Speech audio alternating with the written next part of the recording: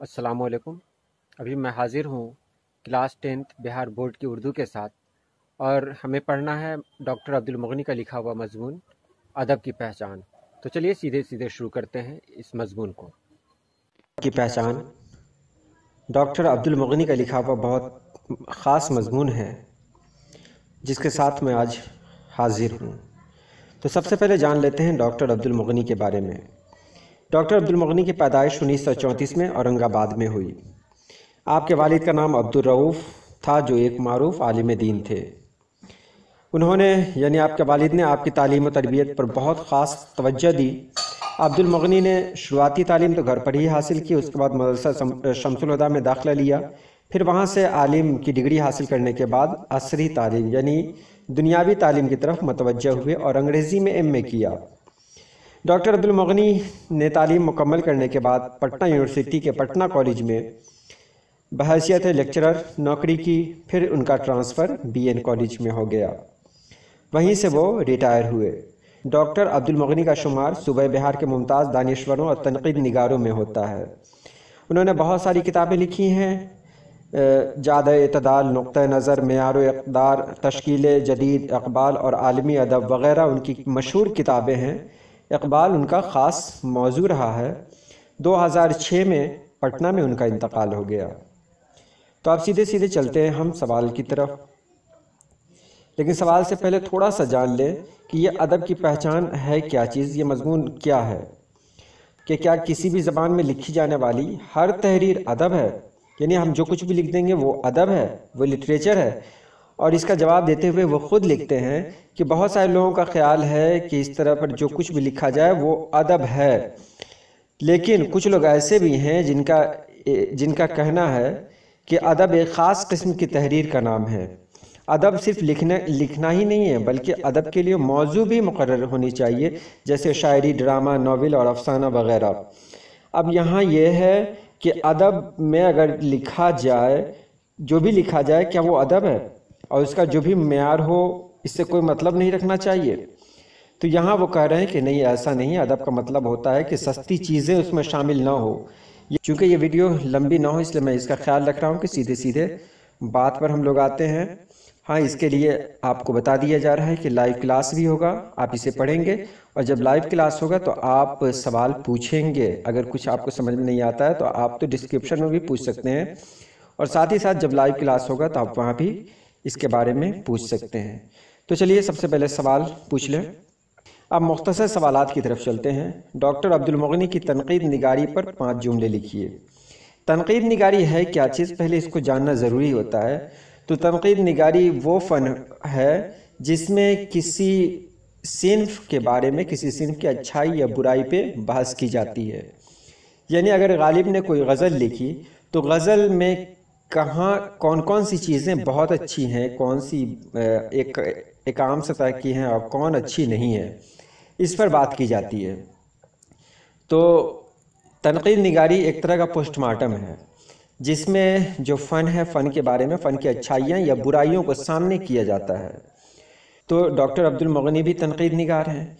तो इनकी जो तनक़ीद होती है तो क्या है वो, इस पर 5 जुमले लिखने हैं। तो डॉक्टर अब्दुल मुग़नी का शुमार सूबे बिहार के मुमताज़ तनक़ीद निगारों में होता है, और डॉक्टर अब्दुल मुग़नी की खिदमात को कभी फरामोश नहीं किया जा सकता। ये इतने बड़े वो तनक़ीद निगार हैं। उन्होंने अपने तनक़ीदी मुतालात पेश किए हैं। अब एक सवाल और भी है, तनक़ीद करने वाले लोग कौन होते हैं।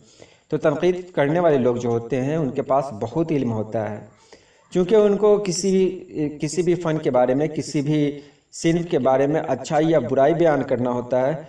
तो इसके लिए उनको बहुत सारी चीज़ें पहले से पढ़नी होती हैं, उसकी जानकारी रखनी होती है, तभी तो वो कमी निकाल सकते हैं। तो इन्होंने जो किताबें लिखी हैं उसमें इन्होंने अपने मुतालात, यानी इन्होंने जो कुछ भी पढ़ा है उसके हिसाब से इन्होंने लिखा है। उनकी किताबें कौन कौन सी हैं? जाद इतदाल, नुक़्ता नज़र, मेयार इक़्तिदार, तश्कील जदीद, इक़बाल और आलमी अदब वग़ैरह।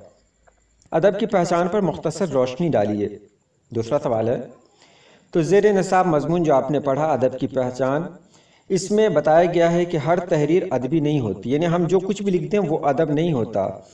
अदब का भी एक मेयार होता है, और मेयार के लिए ज़रूरी है کہ فن یا فنی نمونہ جسے لوگوں کے سامنے پیش کر رہا ہے، یعنی ایک فنکار جسے لوگوں کے سامنے پیش کر رہا ہے، اس کے موضوع پر یعنی اس کے ٹاپک پر اور اس کے اسلوب پر یعنی لکھنے کا طریقہ، ان سب باتوں پر خاص طور پر دھیان دے کہ پڑھنے والا خوشی محسوس کرے، آسودگی محسوس کرے اور اس کی ذہنی اور روحانی تربیت بھی اس سے ہو جائے۔ یعنی ایک ایسا کچھ لکھے جس سے لوگوں کی تربیت بھی ہو، یعنی کچھ سیکھنے کا موقع بھی ملے۔ اب آگے ہے ادب کی پہچان کے حوالے سے ادب کی مختصر تعریف لکھیے۔ تو ادب کی پہچان کے حوالے سے جو ادب کی مختصر تعریف کی جا رہی ہے وہ یہ ہے کہ وہ تحریر جس میں ایک فنکار نے موضوع کی وضاحت کے ساتھ ساتھ اس کے لکھنے کا طریقہ پر بھی توجہ دیا ہو، پڑھنے والے کو نہ صرف سرور حاصل ہوا ہو، یعنی پڑھنے والے کو نہ صرف پڑھنے میں مزہ آیا ہو بلکہ آسودگی یعنی سیٹسفیکشن کا بھی احساس ہوا ہو، اور ساتھ ہی ساتھ اس کے اندر اس میں اس کی ذہنی اور جسمانی تربیت بھی ہوئی ہو، تب وہ ادب ہے۔ چلیے بعد میں اس کا نچوڑ میں بتاؤں گا، لیکن ابھی چلتے ہیں سوال کی طرف، طویل سوالات کی طرف چلتے ہیں۔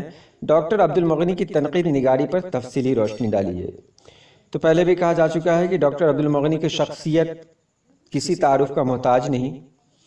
صوبہ بہار کے جن دانشوروں نے کلیم الدین احمد کے بعد تنقید نگاری کے میدان میں ایک بڑا کارنامہ انجام دیا ہے، اس میں ڈاکٹر عبد المغنی بھی ایک ہے۔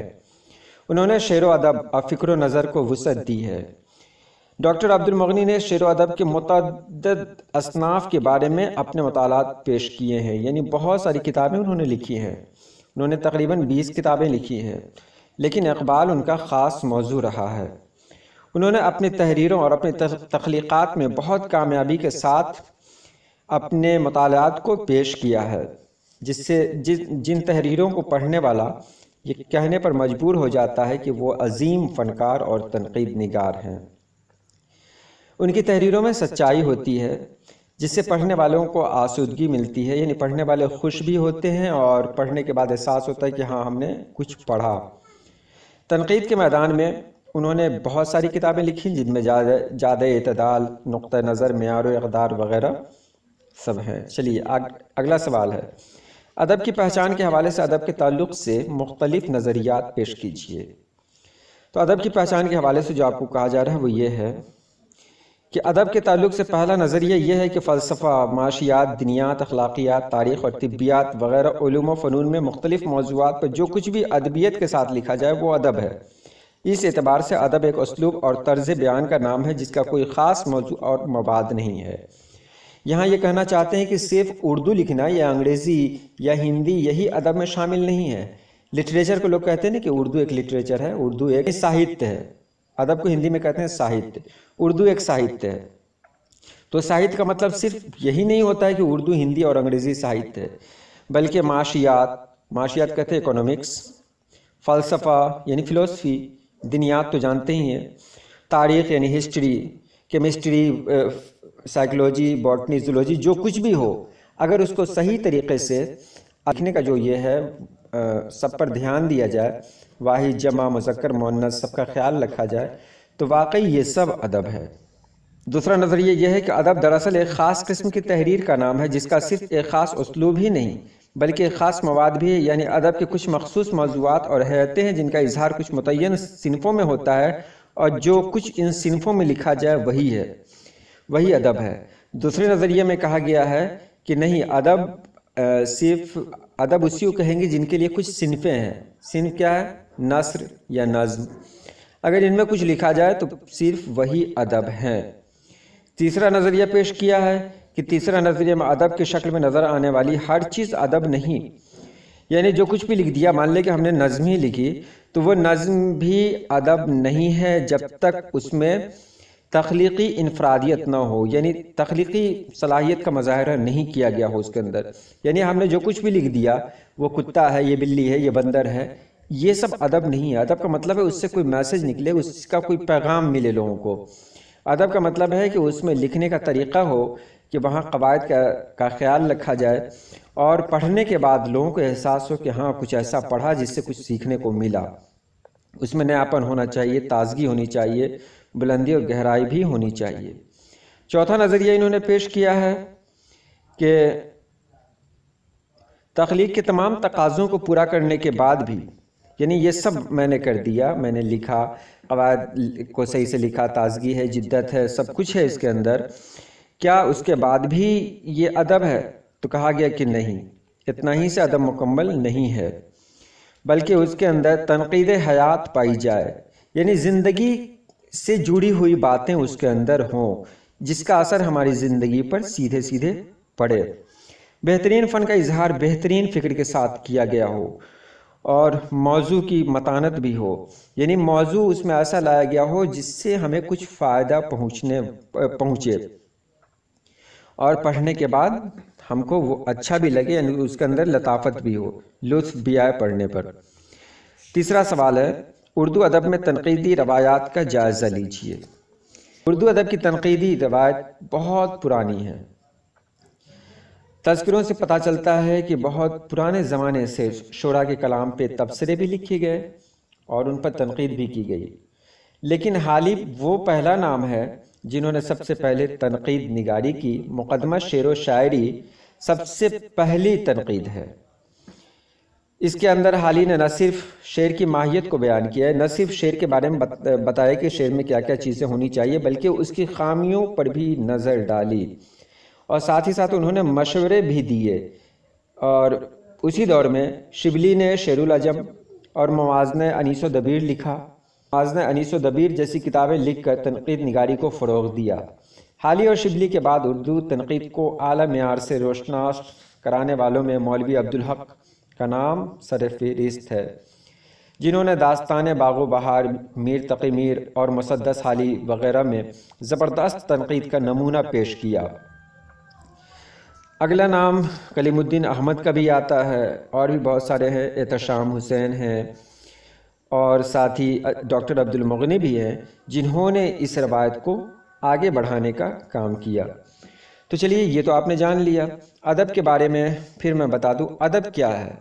تو ادب کہتے ہیں وہ طریقہ، یعنی آپ نے نظم پڑھی ہوگی، نثر میں بہت ساری کہانیاں، افسانے جو آپ پڑھتے ہی ہیں، کہا گیا کہ جو کچھ اس طرح پڑھتے ہیں وہ ادب ہے، تو بالکل نہیں ہے، یہ ادب نہیں ہے۔